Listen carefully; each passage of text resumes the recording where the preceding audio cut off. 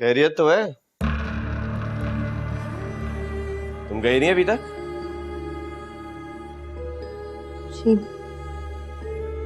ये लिस्ट है, किचन का कुछ सामान और घर का कुछ सामान आने वाला है।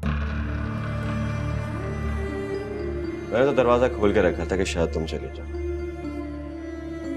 खैर, तुमने मुझे सॉरी कर दिया था ना, इससे मैंने तुम्हें माफ कर दिया। लेकिन हरगिज़ ये मत समझना कि तुमने सारी जिंदगी के लिए यहाँ पर डेरा जमा लिया है। अरे मेरा हाथ छोड़े, मुझे दर्द हो रहा है। तुमसे ये दर्द बर्दाश्त नहीं हो रहा, मुझे तुम्हारी सूरत बर्दाश्त नहीं हो रही है। धक्के देके बाहर निकाल दूं तुम्हें यहाँ से अभी।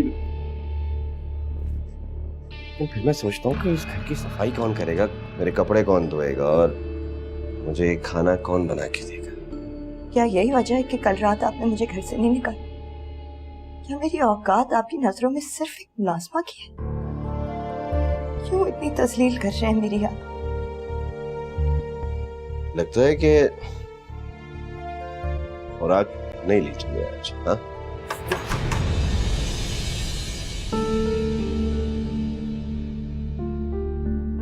अरे शुक्र है आज तो दरवाजा खुला है। आप किधर थी इतने दिनों से, कहाँ गायब हैं?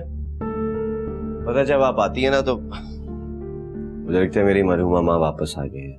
लो, उल्टा चोर कोतवाल को डांटे। ताला तो तुम्हारे दरवाजे पर पड़ा रहता है। कहाँ घूमते फिरते हो मियां बीवी हैं? घर पे भी टिक जाया करो।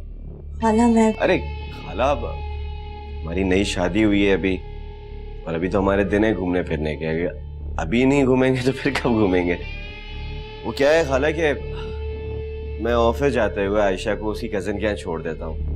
अब क्या है कि यहाँ पे बेचारी बोर होगी, अकेली रहेगी, तो उधर उसका दिल भरा रहेगा ना, घूमे फिरेगी, मजे करेगी।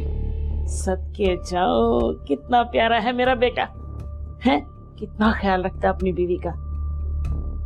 एक मेरा दामाद है, मेरी बच्ची को हमेशा धक्के देके घर से निकालने की धमकी देता रहता है। हाथ उठे बेगैरत के, अब तो मारता भी है उसे। क्या बात कर रही है खाला? ऐसे वो कैसे मार सकते किसी औरत को? ये ठीक बात नहीं है बिल्कुल भी। ये लो बेटा, ये मैंने आज की खीर लाई थी तुम्हारे लिए। बर्तन खाली करके अभी दे दो मुझे। जी अभी आते। आइए आइए, नाश्ता कीजिए। नहीं बेटा, नाश्ता तुम दोनों करो, मुझे और जगह भी न्याज देनी है। बल्कि बर्तन मैं बाद में ही ले जाऊंगी। हाँ ठीक है, ठीक। खुदा हाफिज। वो ज्यादा तंग करे मुझे बताइएगा जरूर।